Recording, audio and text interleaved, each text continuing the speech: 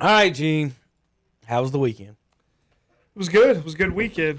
So It's chilly outside now. I don't understand it. It just literally flip of a switch, and all of a sudden they were like, "Hey, fall is knocking on your door right now." yeah, I love the weather. I mean, our Florida kids and our kids from Georgia and Texas, they're not liking this weather right now. They're not happy with it. Well, I was talking with my mother the other day, and she was like, "Don't worry, Hunter. Like, it's 2020, first of all, the crazy year, and it's North Carolina, who is bipolar in their weather anyways. It could be 100 degrees next week, Correct. and it would not surprise me." And I was like, you know what? You make a very good point. Just like I'm surprised today. It's like 50, 60 degrees. I don't understand. Well, Gene, how long you been in North Carolina? Got it here September last year. Okay. So you're not that familiar with the weather. So Not yet. we're going to give you some weather tips for North Carolina. In the fall and the spring, we experience everyone. So you could wake up this morning and have your pants and hoodie on, and by the afternoon you're in a t-shirt and shorts, and then back at it in the evening. So you kind of almost need, in North Carolina, 2 sets of clothes a day. That, or you do one of the things that I know like a lot of high school and younger kids do is like you got the shorts on, but the hoodie on. So that way you can just take the hoodie off when it gets hot. That's what I'm rocking. There you go. Baby. Well, that's ready. the official outfit for Boone, North Carolina. Okay, That's just that's I always wear as that. long Or as long it- sleeve and shorts. and as long as there's not snow on the ground in Boone, you're in flip flops too. So your flip flop shorts and a hoodie. Now, if there's snow on the ground, you don't get your feet wet and get you cold and everything. But there will be a couple. I promise you, there will be a couple in Boone like that. But as far as they down here in just North like Carolina, to watch the world burn. Yeah, I mean, today was the last day of summer today, or was it the 25th? It's the 21st or 20th. It's one of those. She's really close to the last day of summer. It is whatever close. is. Like I saw somebody was like, "Here's the last day of summer." Like, is it really? So for the guys in Florida, they pretty much have the same temperatures year round. I guess it doesn't have the humidity that we have. And then it rains every day. What, twice a Summer day in Florida? 2020 Yeah. in the northern hemisphere began June 20th, and it will end Tuesday, September 22nd. So Funny. I tomorrow, was close. I was right around. very close. I knew it was the end of September, in the 20s in September. Isn't that weird? Like in school, we're taught the summer is June, July, August, but it's actually But I have a question July, for August, you. September. I have a question for you. What's that? Do you remember the 21st night of September? Yeah. There you go. All right, that's all I wanted to say.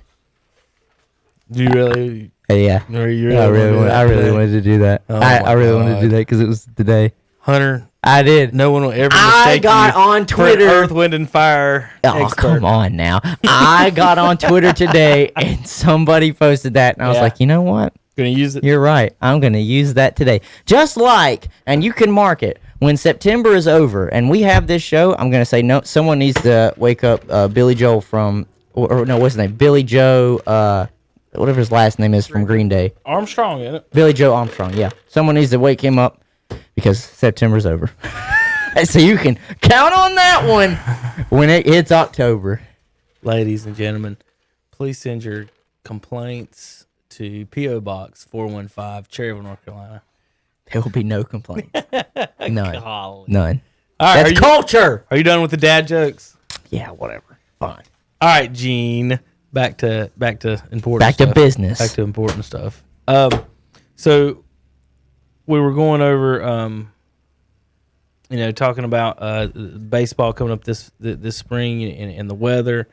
You're gonna have. It's not even cold right now, but it's just a shock when it drops 20 degrees at a time. That's the big thing. It's going to change during the day at some points in different time. You're in North Carolina. You're layered more. Like you always have to have either a jacket or a hood or something extra. Then it's going to come off because you're going to get hot. Like it's Yeah, that's exactly right. you have to That plan. and you're gonna have that one random day in March where they're like, snow's coming, and you're like, oh, okay. I would say hoodies are the most important thing because you can wear it spring, winter, fall. Not really summer unless No. you're just crazy. But I'm talking about for the guys from Florida, they're going to get chilled over anything under 80 probably. They need to be full of Freaking hoodies wussies, in there. man. Full of they need to be full of hoodies Wussies, man. They were shivering on Saturday night. Shivering. Like they were in the corner like, Coach, I don't know if I can go. Okay, so y'all played some baseball this weekend? It was good. It was good. We're just getting ready to go. We're going to play up at Hickory on Saturday. So we got 1 o'clock doubleheader against Catawba Valley. So we actually play them. Is that the fairgrounds? That will be at okay, the they're fairgrounds. still at the fairgrounds? Yeah, they're still at the fairgrounds. I talked to Roselle and all of them last night. Obviously, they want to be on Coach campus. Roselle, I remember he was strength conditioning coach at Bandy's for about a year before he got one of the jobs at CVCC while I was there. So I remember Coach Roselle. They got, and then Harvey's up there. They got a lot of good guys up there. Chris. Right now. Yep. Yep. They've done a good job of fixing that field. I know you're not haven't It'll be been my there. first time going up there Saturday. So. Okay, so like I would say 5 to 10. I'm about to say let's say 10 years ago it looked more like just a practice field, and then when the college started getting involved in it and taking and working at it, it got better and better. It's a pretty cool field. It's for broadcast setup. It's weird. You're in a hole, and so like the first base and third base line. When I say a hole, have you been out there hunting with Hickory Fairgrounds? The only games I've ever called, like for baseball wise, It's up like that a- area is LR. It's like a 40-foot cliff down the first and third base line. There's no fans at the fence. Everybody's up. And everybody's behind you at home plate too. So there's nobody down the first base or third base line unless they're up on the hill, which people may will be. So it's very weird for like announcers because we're just up on top. You don't have that view much in a baseball. You're almost like looking straight down on the field as far as that. But they've got a cool little. Somebody has a house out in center field in the woods, and they've built them a party deck out there. That's awesome. Yeah, they have a party deck, Hunter, and then they. I might need to go out there. I've seen people out there. I tell you, we also got a party deck. You ever get to play at South Point? Really? So South Point, their field is next to a neighborhood, and the neighborhood, there's houses kind of around it, and you can hit balls into their yards if you hit them far enough. But there's one down the left field line. It's in foul territory, right, pretty much at the home run pole, but it's foul. So if you'd say a foul ball and then go 50 feet to your left, there's a deck there, and they've got lights on it.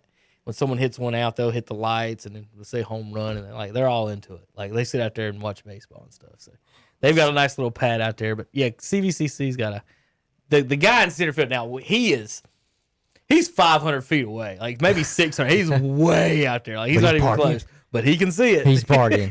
He's partying. It's kind of like, you know what that would remind me of guys is feel like they're on the field. like that, I've been up there. So he's the guy that's just lucky enough where if he doesn't want to pay, he just goes out on his back porch and just watches it. It's kind of like all those people that spend all that money for those. What is that big building that they built? Cam Newton used to live in right next to BB&T. The ballpark stadium. I don't know that the they name have. of it, but I know what you you're know talking exactly what I'm about. talking about. Yeah. That's just like those guys. I mean, sure they're paying for it, but they got to view that they don't want to pay to watch a baseball game. They just sit out there on their own, and they're like, "Would you look at that? Huh? Would you look at that? Tom, are you watching this game? You know, just yeah."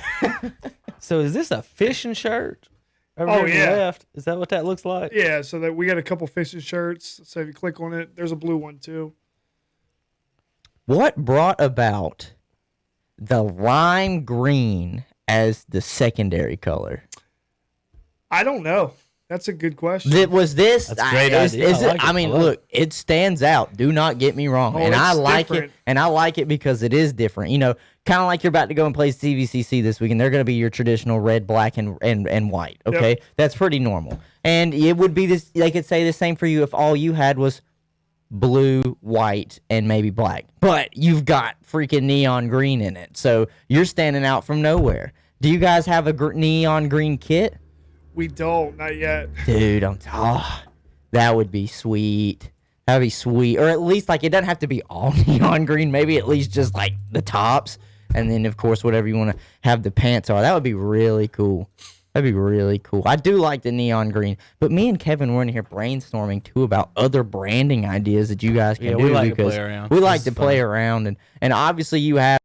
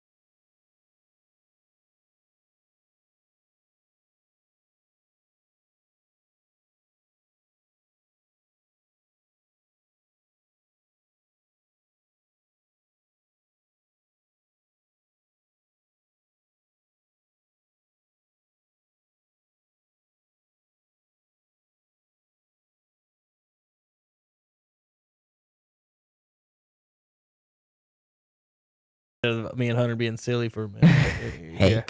it's silly. I love that neon green shirt right there with the logo. I'm a big logo, like your hat. I'm a big just the logo guy. Yeah. So like a football helmet. I can't stand words, numbers. I just want the look. Like, I guess that's part being a Cowboys fan. You see the star, you see the logo. That's it. I don't have to say a word. You see the logo.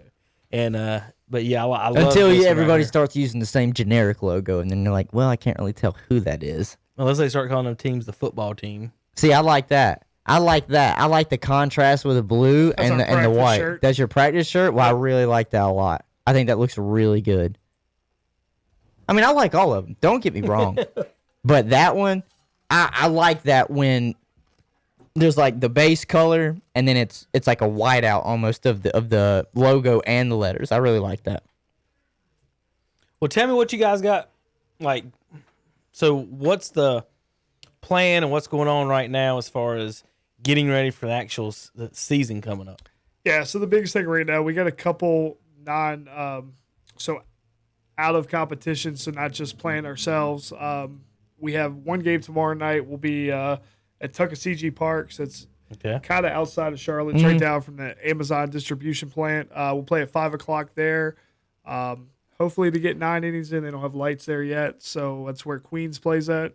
Gotcha. We're going to play another travel team, and usually I try to load up, play a lot of Division II teams, a lot of NAIA schools, but a lot of the 4-year schools have told us they couldn't play us in the fall this year just because of COVID and all that. I figured that. Yeah, so we got CVCC on the schedule for Saturday. Usually we won't play somebody that we play 6 times in the spring, but when I talked to Roselle, it just made sense because we're kind of both looking for a way to showcase our players. Yeah.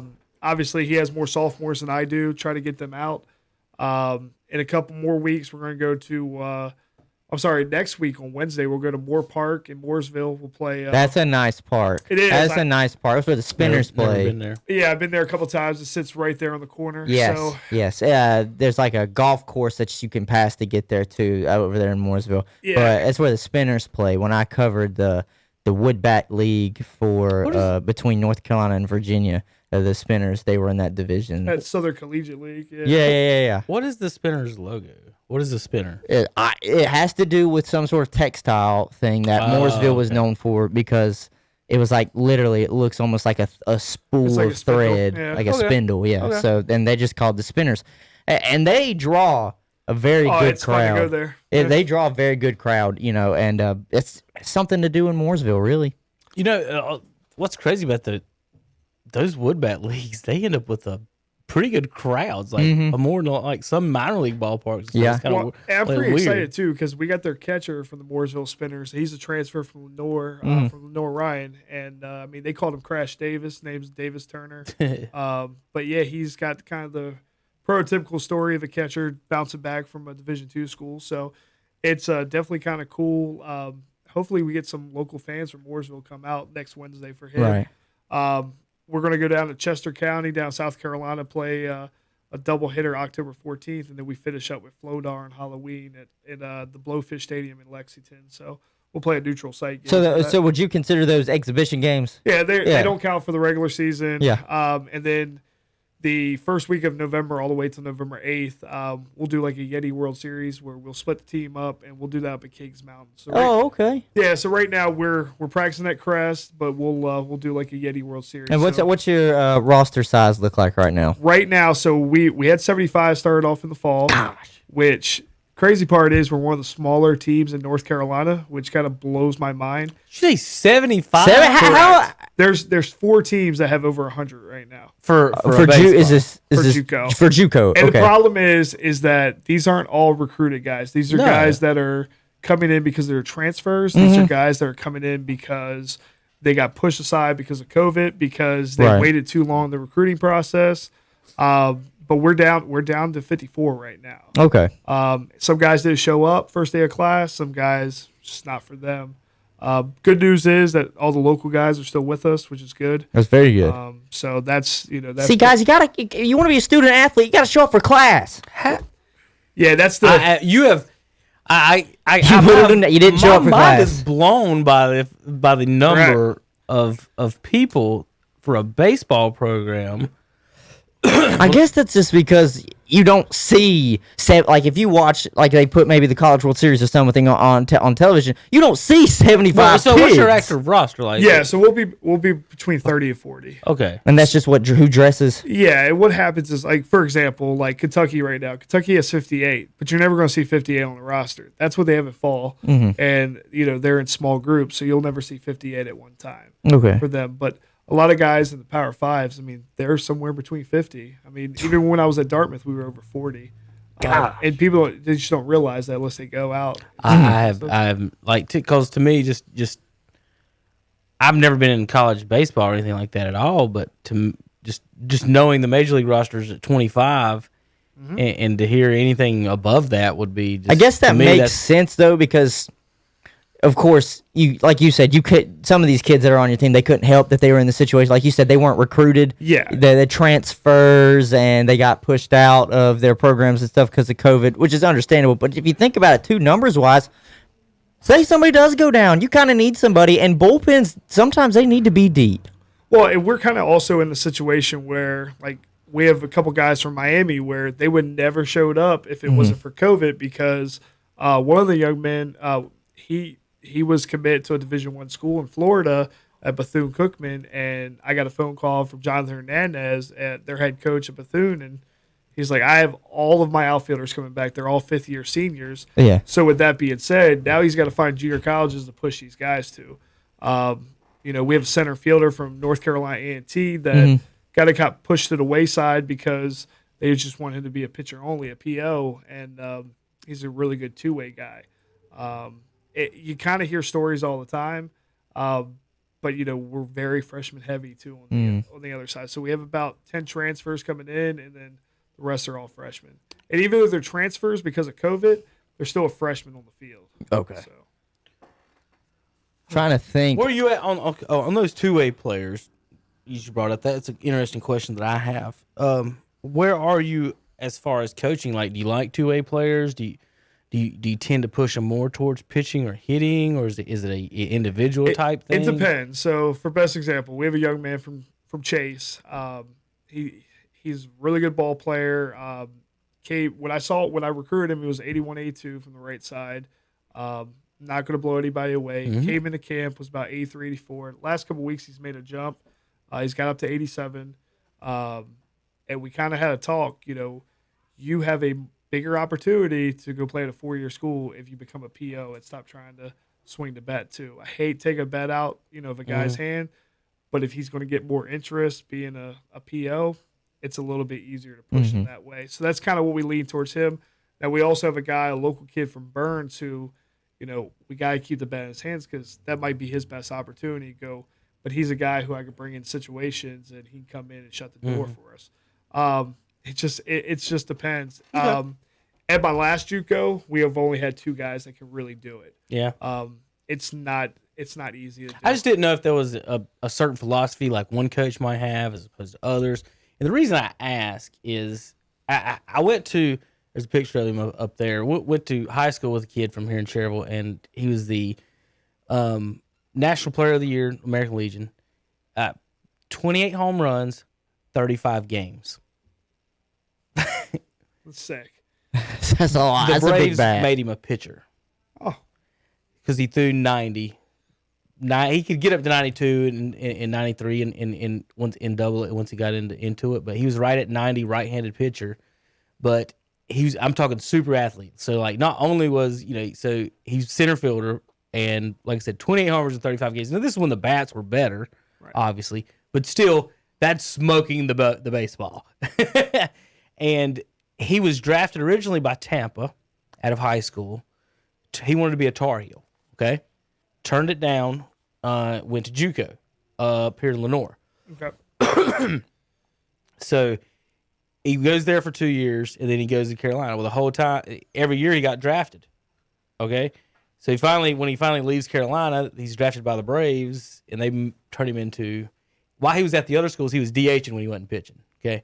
When he went to the other school, so Braves put him in minor league, and he makes it to Myrtle Beach, which is single A or whatever. He wins the All-Star Home Run Derby as a closing pitcher. They entered him because they hosted it and he entered from the team. Now, who enters their closing pitcher in a home run? But the whole time they're just on the mound, on the mound, on the mound. And to me, I'm like, this is the best. He's honestly, Gene, the best batter. 28 homers in 35 games. The best batter I've ever seen in person in this area. And it just drove me crazy because he was so fast. Like, why would you put him on the mound? He's wasting so much athleticism. And then, for example, another guy that graduated at Shelby the same exact year. Now, Shelby's known for football, right? He was their quarterback. The best way to describe him at quarterback was Barry Sanders at quarterback. They ran the option with this kid at quarterback. You couldn't touch him. He's the fastest person side to side I've seen. Okay? Straight line, Caleb Farley from Maiden might be it. But side to side, this dude was the fastest. He made it as an outfielder.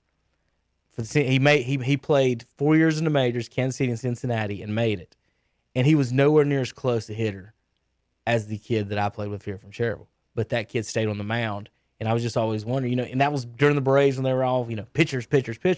I was just wondering if that was like, is there a philosophy that you keep them on the mound as long as you can? Is that a type thing? It just depends on the coach. I mean, yeah, I've seen that's some what I was guys kind of getting at all that. Yeah, I've seen some guys too where it's certain places here. It seems like anybody who doesn't throw 88, they get dropped down to becoming a sidearm guy. That gets back to your coach pitch point from last time on Saturday. But I'm a little different. I mean, it's guys mature at different times too. I mean, you're dealing with guys 18, 19. So I mean, I got some guys, they haven't even hit their man body yet. So I'm really curious what's going to happen, especially with our roster being so freshman heavy, especially like what happens when a lot of these kids mature together. It could be fun to watch, like if they all stay together for 2 years. But getting back, it depends on the coach. I don't see a lot of coaches in college baseball use a lot of two ways. They just don't. I mean, because baseball's so specialized now with perfect games. Well, we got 40, 50 people on the roster. Yeah, definitely. Well, yeah. And then you go ahead and you go down to these perfect game tournaments where they fly guys in. I mean, I'm seeing 13, 14-year-olds get flown in to different travel teams. I mean, it's crazy. That's ridiculous. So, Gene, one of the questions I have, and it's probably, what a lot of people want to know for any kind of college program right now is like, what are the protocols that you guys have to kind of go through right now? Is there anything that's like, how limited are you being able to go in and maybe like you said, that some of these guys don't have their man body, like can they even go in and lift weights right now? Is the weight room closed off maybe because of COVID? So that's a good question. So what our school did was we've closed off the gym just for athletes. We have mandatory cleaning every day, but on top of that, obviously we have to clean after every use. We're in smaller groups to where it's not the whole team. Like, so all 50 guys can't be in there. We try to keep it under 15. So is it the same when you're on the field though, or is it different because it's outside? Because it's outside. Okay. So we go by the NJCA regulations to where we still have to temp tests, and so we constantly are checking temperatures all the time. We have a daily questionnaire we have to fill out, and the students have to sign it. Student athletes have to sign it. Basically, it just says kind of, do you have any of these symptoms? Yes or no, that kind of stuff. Right. We're not in the protocol to where some of these Division I schools that are big Power 5 football schools that test every day. They actually test, not just check the temperatures. We're not in that situation yet. Could we get there? I don't know. But right now, knock on wood, we haven't had any cases athletic related at our school, which is good. So hopefully my only concern with it getting a little bit colder outside, guys are going to start sniffling a little bit.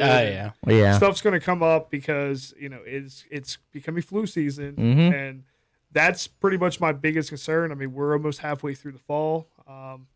Just want to kind of keep it rolling and we stay healthy. That's the biggest thing for us. Well, it's one of the things so far. So, well, first let me ask this: have you only played just like this past week in exhibition games, or have you had like a multitude so far? Yeah, so we've had the guys since August 17th. We've been with them, so which is good, and we want to do a little bit of an acclimation point with them. So some of the out-of-state guys got in about a couple days earlier, and then we started with practice. Practice for the first couple weeks were small groups, so we kept it under 15. Here lately, we brought it a little bit more to where we have them staggered to where different times. So like we'll have one group in the indoor facility, one on the field, and then we'll send our pitchers down to the soccer field at Crest. Just so we're constantly splitting them up. But like right now, every team's a little different. Yeah. We're fortunate, just like CVCC, to be in the in the same line to where we can actually practice. Uh-huh. You get teams like Wake Tech; they're hoping they can practice next month. Southwest Virginia, who's in our conference as well as Wake Tech, their fall's canceled. So some teams have been told, like Rockingham Community College, that they're not allowed to leave their campus. They can practice, they can play games, but it can only be travel teams, and they have to come to their field. So it just depends on the school. Jeez, man, that's what's strange. But really, why I was asking is because I'm trying to see. I guess you've kind of been able to see what kind of talent you have outside of them, what they did in high school, and you were recruiting them to begin with, like what you have on the field right now, and maybe what your strengths and weaknesses are going into whenever you guys are able to start playing, meaningful games. I know the exhibitions, they're always meaningful for what you're seeing and getting the guys developed and whatnot, but, more like conference games where win-losses actually count. Yeah, I think, obviously playing high school guys, it's great for recruiting because we get to see different 21s and 22s, but for us, I mean, this week against CVCC, we'll kind of see where we are. I mean, we're not oblivious to it. We know they're going to be ahead of the curve just because they've been around. Everything for them should be better because they have sophomores. They have a lot more sophomores. We know they have a lot of top arms, and we're excited. Now, the other test is going to be when we play Flodar, too. Flodar and SMC, Spartanburg Methodist, are probably two of the better teams down in South Carolina for JuCo. I played in the Spartanburg Methodist golf tournament one time. I got golf balls with them. There you go. I did. They had them on their logos. Sorry about that. No, that's good. I went squirrel on you. Squirrel. You seen the movie Up? Yes. I know exactly. Squirrel. Yeah. Yeah, my kids. I guess I was just really trying to get a. So, do you have kind of a thought on what your strengths are as a team going forward, or is it still kind of all question marks across the board? I think the biggest thing is we have a lot of athletic guys. We're really fast, which is good. Defensively, I think we can be a little bit better. I mean, there's always room for improvement. I like our sticks. We just haven't been tested yet. I think this weekend's going to be huge to kind of see where we are. How many pitchers you got out of that 55? Like, what are you looking 55? at? Yeah. Now, PO's only sure. 18 with 2A guys or 6 2A guys. Okay. So, couple guys, I mean, they were coming into the program now with the understanding that the fall kind of see where they were. And like we said before, there's some guys that didn't have any offers coming into this thing. So, I wasn't going to push anybody away coming into the fall because, you kind of don't want to turn a stone over without taking a look at it. It sucks because we weren't really able to get out a lot. I tried to do as much as I could, and then March 13th hit, and everybody stopped playing. Any surprises out of any of the guys that you weren't expecting? Yeah, I mean, that you didn't know, kind of really. Well, I think one of the surprises would probably be the Bailey McGinnis kid from Chase. Okay. I mean, he was 81, 82. We went out to Chase, and, right. We liked him. Very athletic kid. He's made a big jump, and really think he's going to hit a 9 pretty soon, which is nice. His brothers actually plays at LR, Chipper. We had one of the kids from Crest High School, Michael Green. We ran our little pro day that we did a couple weeks ago just for us. He ran a 6.5, which was nice to see in the 60. But we have a lot of good athletes that finally coming together. They just makes sense. Yep. We're fortunate to have a lot of the local kids. Between Burns with Avery Bridges and Zach Wilson being big contributors lately too. So how's your catchers? Catchers are good. I think that's are you a catcher's coach? That's definitely my bread and butter. I love catchers. I really like our catchers. We're young. Besides Davis Turner, that's coming to us from LR. We do have a transfer from Purdue, Owen Walbaum, who's he was redshirted at Purdue, so he's coming here. Try obviously just like the rest of the freshmen coming in, trying to make the squad, and then we have a couple North Carolina kids too, in the catchers mix, which is good.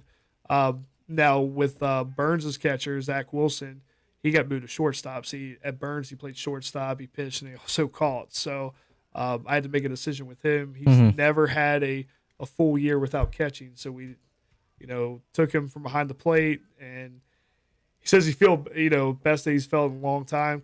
I'm sure. Yeah. So I used to have to do that little mix too. I liked catching.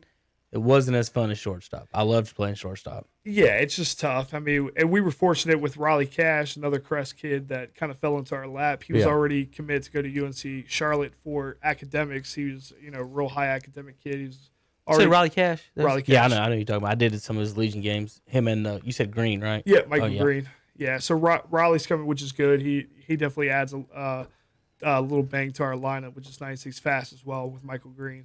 So. Well, cool, Coach.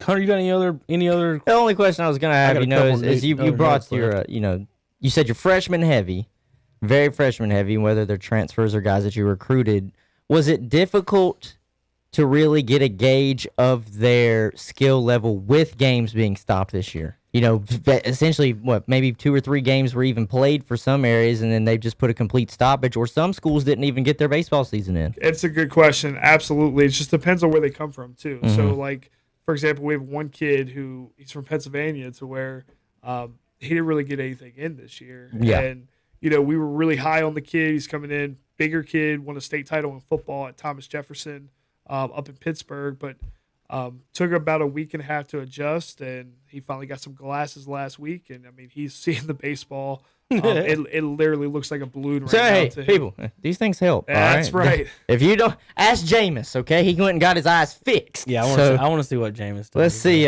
but that's what is weird. I'll say this. As far as eyes goes, I wore contacts in high school. I had LASIK surgery when I was 21. That's when your eyes are supposed to stop growing.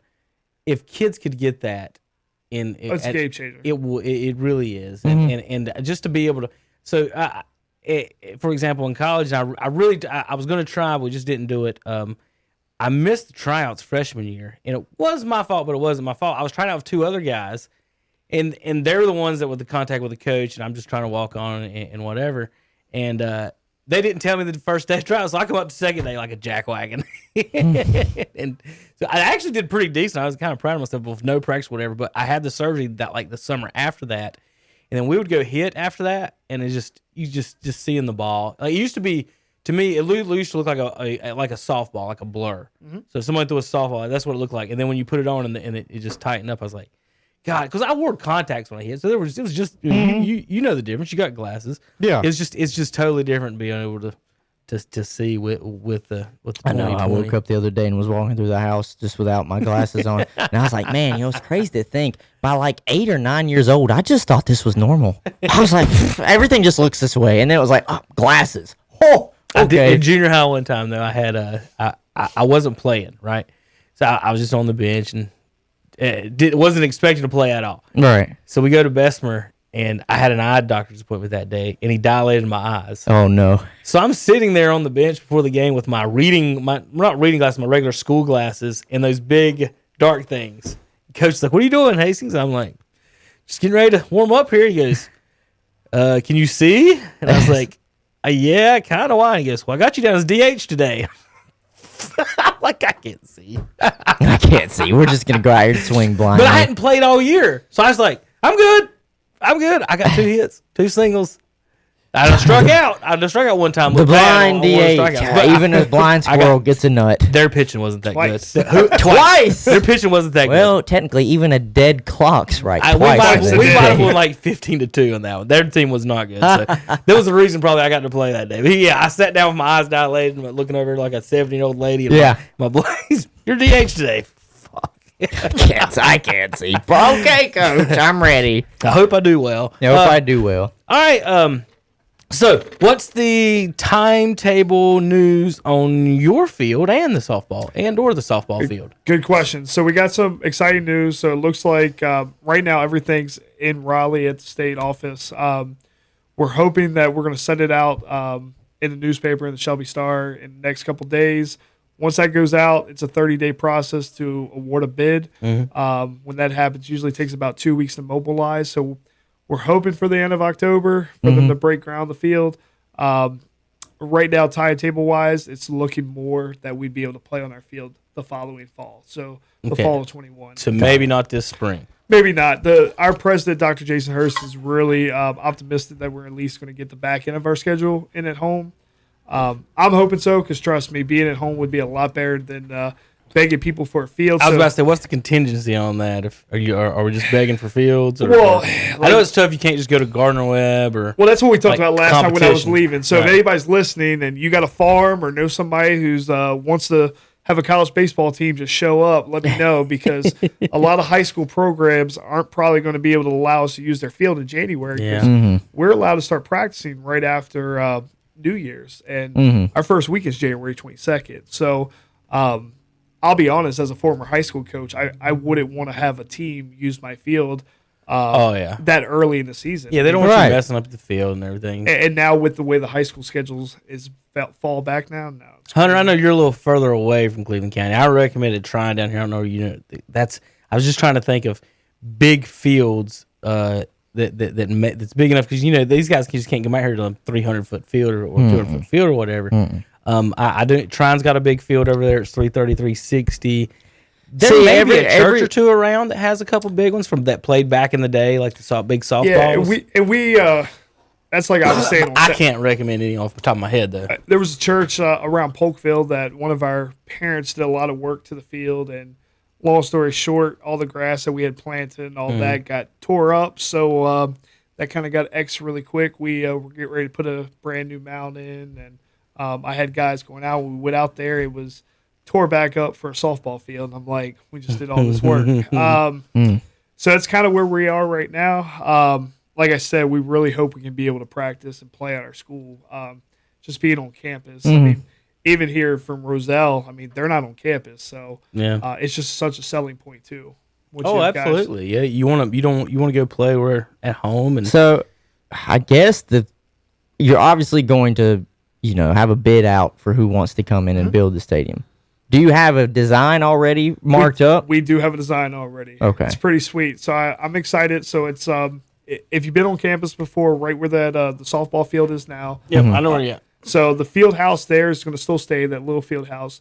Where the softball field is. Is there a drawing or anything online or anything of it There's yet? not. Okay. We have a video, I was gonna pull it up for people. but I'm not sure if I'm allowed to share it. I was about to say, they're trying to keep it on the down low. Yeah. I get it, It's I get it, highly I get it. sensitive. I know some people have been able to see it, but yeah. So where the softball field is, essentially is going to be where the baseball field is. We used to have a tennis court there. The tennis court's been knocked down already. They're going to knock into the hill. That's where we parked at last year, was the tennis courts. Yep. for the games. Go ahead. I'm sorry. So no, you're a squirrel. Squirrel, yeah. Shut up, squirrel. Eat your nuts. So the baseball field will be down there. Where the maintenance building is right now at left center. We've just got told we're going to turn that into an indoor facility for baseball, softball. Good. Which will be nice. And softball is going to be where the Lineman Academy used to be at, adjacent with South Post Road. All right. Well, it's good that you already have a design, because a lot of people probably in the area, once they get ear that there's a JuCo ball that they can go and watch, they're going to be like, well, how's seating? Will there be able to be enough seats for it to at least accommodate a good crowd? Yeah, so what's for us, we're going to have 400 seating capacity. Okay. But that's just with back seating. Once that second phase 2, once we get into seating, Yeah. we will have the ability to have people bring their chairs up and all There that. you go. Softball is going to be anywhere between 2 to 250 with back seating, and then they'll have the ability to have chairs. There you go. There you go. All right. So here's your overhead view of the campus where Coach is talking about here. So. Yep. So we have a lot of new things coming up. So where you see home plate at right now is going to get backed up. It'll be kind of towards where the old tennis court was. You talking about over here somewhere? Yeah, right. Literally right over there. There's like a grate that sits down there. That whole hill to the left of your cursor, in front of the field house, is all going to go out. Where those trees are down the bottom left, majority of those trees have been taken Talking out. about over here? Yeah, down the bottom left of the page. in the middle Yeah, there, yeah, and that's yeah. where the softball field is. It's going to be down there. Right. And then you can see where down the bottom right, that's where the indoor facility will share for now. That'll be our temporary site till we build one behind right field. But we're looking at How big is that fence right now? Because I know the softball field's 200. Yeah, How big is the field right now? It's about 300 for baseball, like the old one. There's no fence up there now. Right. We've taken down both fence, the softball and the old baseball one. But we're going to look at somewhere between 310, 315 down the line, and 375 with a wall in center. So we're field. going to be hitting balls into this back parking We are lot? going to be hitting balls in that back parking lot. So There needs to be a sign right there. Should be fun if somebody wants to. You're in the firing range. If somebody wants to sponsor a sign, there you go. There you go. Here's what you do. Insurances. I was about to say, call the insurance companies, and they need to put a sign up in the parking lot there that this is home run territory. And I tell you who to call. He might get mad at me. I don't know if he will. Call Damon Scott over at Shelby High School, Allstate. He does the Shelby goal lines. He's been a coach for Shelby High School and stuff too, but really good guy. His son's playing football at NC State right now. Jalen Scott, outstanding athlete. But yeah, that's always one of the fun ones. Like so on our broadcast, foul ball sponsors, we always get an insurance person to sponsor the foul balls. So it's pretty smart. So there's a ball in the parking lot, folks. If you busted out a thing or got a dent, it'd be nice. And that's one of the things where you got the guy that's the board op that clicks the little crash button. That sounds like glass is crashing. Yeah, and they're like, uh-oh. Somebody better check on their vehicle. The owner of the white sedan. Your windows are out. Just thought of a fun job over here, Hunter, they might need. I don't know if they got anybody over yet. What? Need a PA announcer. We can get JP to do it. No. I would not recommend that. Squatch. I'm sorry. Squatch. I'll recommend him from something. Squatch. Not that. That'd be so funny. Oh my word. No, I love JP to death. That'd be hilarious hearing him trying to just speak some sort of to a crowd of mispronounce people. every school's name. Yeah. He would make so many people so mad. Cleveland count. The day he tried to pronounce Syracuse. I lost my mind. Hold up. How did he pronounce Syracuse or something? No, like the first time he ever said it, it was, I think, Syracuse, North Carolina were playing or something. It was on our list for what we were going to have on the broadcast, and he said Socrates. I was like, it wasn't even close. No, I mean, it was Socrates. I was like, what? He goes, I'm just reading it. Like, no, you're not. I said, you out of left field, you pull a Greek philosopher out of nowhere for the name of a college. Yeah. Man, that's rough. He was off big time on that. Well, folks, there's the softball field now that's going to be turned into a full-fledged baseball field out there for Cleveland Community College. Hopefully, he said, Coach Bowles will say it will be maybe get some games in the spring. If not, we'll be sure to get them in the fall. What about is the softball kind of on the same timetable? Yeah, it's going to be. So whoever wins the bid, it's going to be the same time. So what are they doing as far as, do they have somewhere to practice or anything right now? Yeah, so right now the field hasn't been tore up yet besides the fence, so they still get to practice at home. If it's a little wet, they go up to Crest. Okay. And Crest is their indoor facility. Okay. All right, now. Looks like plans are in place. It's just looking for the dominoes to start falling. Let's finish up this with Gene before we do our football picks, Hunter, or review of our games on Sunday. Yes. Friday, folks, ladies and gentlemen, boys and girls, we've still got 2 days to get sponsors in to get you signs up. We got a tournament Friday, September 25th, 11 a.m. Contact Coach Bowles. Bowles Go 26 at clevelandcc.edu, 410-245-2119.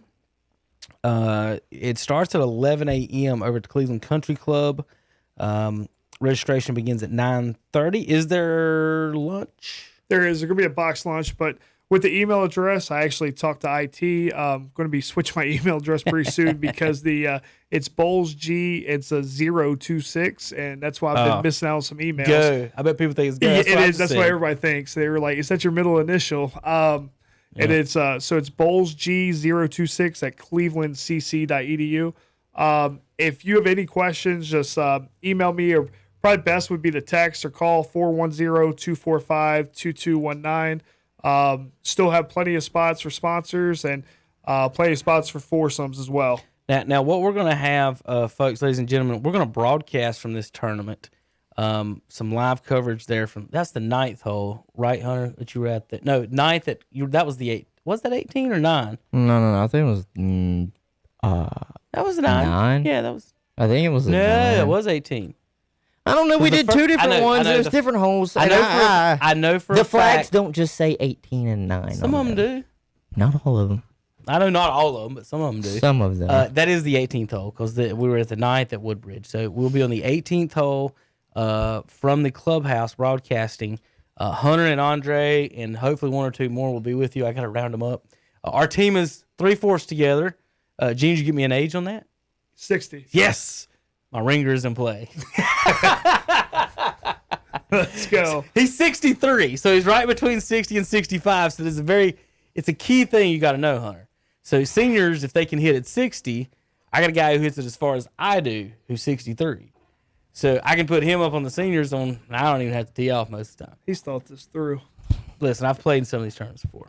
Now, I'm lucky if I just go out there and have a good driving day. If the age was 65, I wouldn't have brought him. I'd have brought a different friend. Okay. But I'm glad that your team is put together. It is. I'm glad.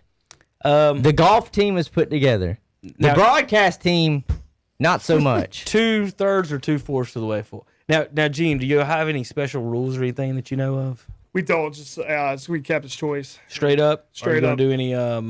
We'll have 2 mulligans. Is he gonna do any handicap? We won't. Okay. So those were the questions that I had.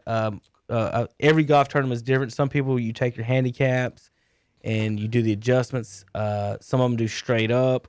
Some of them do mulligans and stuff like that. Will there be mulligans or anything like that? There'll be 2. So each person can get up to 2. Okay. So Hunter, this is as close to an actual golf tournament as you can get. Now, Gene, when we played in this last time, I'm gonna give you some rules that they gave us. Everyone got 2 mulligans, okay, on each side. Oh wow! I was going to do one on 9 and one on the back 9. Everyone got 2 red tees on each side, and everyone got 2 throws on each side. Now, the throws, there was an argument or discussion about what that meant. I had played throws before, and when we played them, you had to count it as an actual shot. So, for example, you hit it in the bunker, you don't want to hit it out of the bunker, you use your underhander to throw it. You had to play as your actual golf shot. In this tournament, it was a continuation. So, if I hit the ball on the green, and then what I could do, Gene, was pick the ball up and roll it, and that would be the continuation of that shot. So it'd be my second shot. So teams are getting hole-in-ones out here. And now I told you all that. Here's what's funny about it.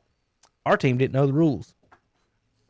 I called and asked somebody the rules. He told me the rules, but he didn't say it was on each side. He was playing with Terry, that's why. Yeah, Terry. Terry was keeping so they gave valuable information from. So when you add all that up, they gave you 24 free shots, basically. 24. Now, you know how many we used out of our group? 3.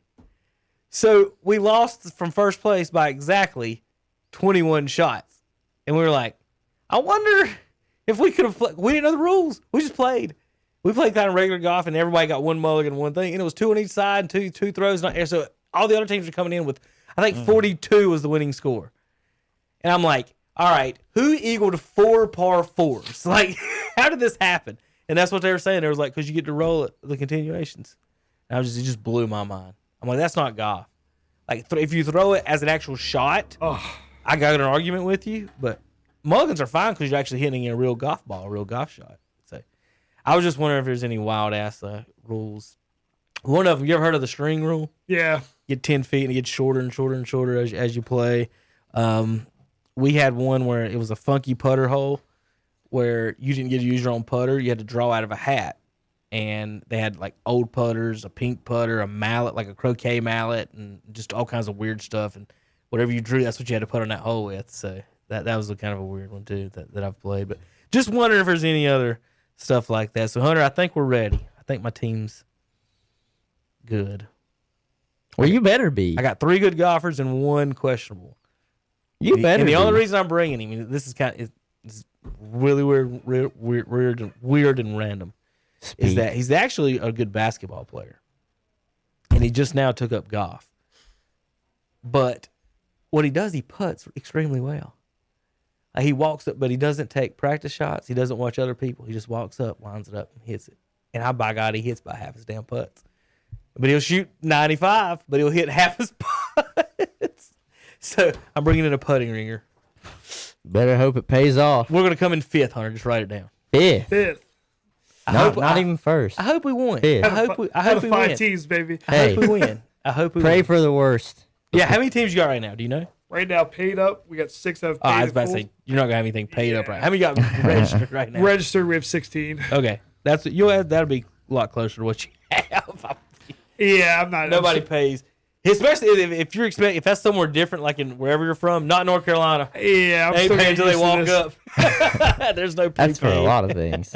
They want to make sure their money goes to the right place. That's right. Well, they might wake up Saturday morning or Friday morning, have to mow grass, Hunter, and can't go to the golf course. You never know. But I don't know. I mean, that's up to them. Well, I'm excited about it. I like doing these broadcasts too. I like doing different things for a broadcast. It's fun than just the normal show up and do our broadcast. All right, Hunter, you ready for some NFL? Yeah. I did very good You want to talk yesterday. injuries first?